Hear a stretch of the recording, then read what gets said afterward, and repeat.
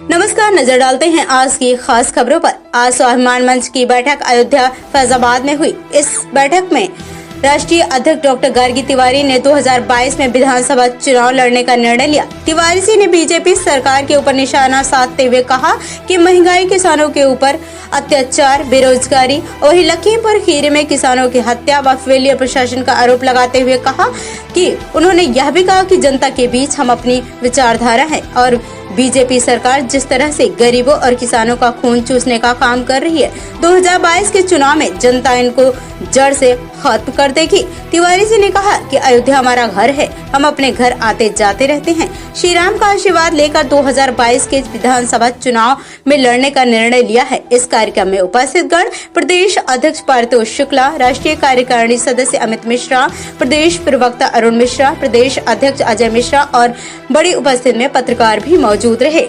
देखते रहे आपका अपना न्यूज चैनल इंडिया समाचार। ये अभी भविष्य में तय होगा कि हम कितनी सीटों पे लड़ेंगे, किसी पार्टी के साथ जुड़ करके कितनी सीटों पे लड़ेंगे या हम सभी सीटों पे उतरेंगे। ये भविष्य में आपसे निश्चित किया जाएगा। क्या मोटो होगा आपका?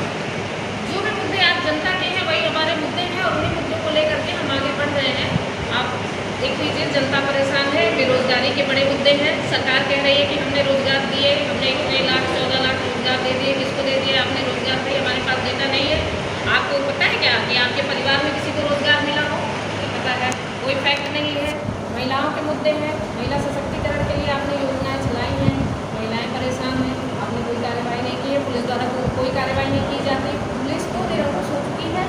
आप जहाँ पाते हैं पीट पीट के महिलाओं की ये पीट पीट करके जनता की आत्महत्या के मामले में, चाहे विवेक तिवारी सुल्तानपुर का ये कांड ले लीजिए, चाहे मनीष गुप्ता गोरखपुर का कांड ले लीजिए, आपको पुलिस के ऊपर और अपराध के ऊपर दोनों पे ही नियंत्रण नहीं है। तो किस तरीके से सरकार चल रही है, क्या मुद्दे हैं? किसानों के भी मुद्दे हैं और जनता के मुद्दे हैं। जो भी मुद्दे चल रहे हैं उन सब पे हम अपनी संगठन को लेकर के उतरेंगे और 22 के चुनाव में किसान के मुद्दे क्या बोलेंगे आप? किसानों के मुद्दे पे हम यही बोलेंगे कि आंदोलन अगर इतने लंबे समय से चल रहा है तो ये सरकार का दायित्व है कि आपसी बातचीत से बैठ करके जो भी समस्याएं हैं उनको सुलझाने का प्रयास किया जाना चाहिए। और ये एक लंबा समय हो गया है आंदोलन को चलते हुए, ना आंदोलन खत्म हो रहा है, ना कोई बातचीत हो रही है और बल्कि कांड इतनी बड़ी बड़ी विभत्स घटनाएं हो जा रही हैं। तो ये सभी हमारे मुद्दे हैं। आप जैसे महंगाई है आपका, जैसे डीजल पेट्रोल महंगाई गैस का है, इसमें लगेंगे आप? महंगाई है, बेरोजगारी भी है। बेरोजगारी है, आपके पास इनकम का कोई स्रोत नहीं है। महंगाई इतनी है, आप किस तरीके से खर्चे चला रहे हैं? आपने गैस कनेक्शन दिया, सब्सिडी समाप्त कर दी, 900 रुपये का सिलेंडर कौन सा गरीब आदमी भरवा पाएगा? आपने फिर से चीज़ों को वहीं पे ला करके खड़ा कर दिया। अर्थव्यवस्था का किस पटरी पे जा रही है? जैसा कि सोशल मीडिया पर चल रहा है बिजली की, कोयले की कमी को लेकर के, इस पर आप क्या कहेंगे? बिजली की कमी को लेकर के भी अगर कोई मुद्दा ये चल रहा है तो ये किसकी नाकामी है? हमारी नाकामी तो नहीं है, ये तो सरकार की, राज्य सरकार की नाकामी है। तो राज्य सरकार को इसके लिए प्रयास करना चाहिए। इसके अलावा जो है विकास की बात करते हैं आप, स्मार्ट सिटी की बात करते हैं, कितने स्मार्ट सिटी बन गए हैं? आप एक नाम बता दीजिए। और भारत की तो जो है 70% जनता ग्रामीण क्षेत्रों में निवास करती है, कितने स्मार्ट गाँव आपने बना दिए हैं ये भी बता दीजिए। आपके पास एक नाम नहीं होगा बताने के लिए। आपने हाईवे बनाया, आपने सड़क, जो शहर की सड़कें हैं उन पर कितना ध्यान दिया? गड्ढा मुक्त सड़कों का आप वादा करते हैं, सड़कें जो है गड्ढे से भरे हुए हैं। आप हाईवे देख लीजिए, आजमगढ़ से सुल्तानपुर जाने वाला हाईवे, जल जमाव की समस्या है, उसमें भी बाढ़ आई हुई है। क्या ड्रेनेज के क्या जो है आपने उसमें सिस्टम बनाया है कि बाढ़ आ गई? जिस तरह लखीमपुर खीरी में जो है किसानों की हत्या हुई है और इसमें जितने राजनीतिक दल है जो अलग अलग तरीके की टिप्पणी कर रही है, इस संबंध में आप क्या कहना चाहेंगी?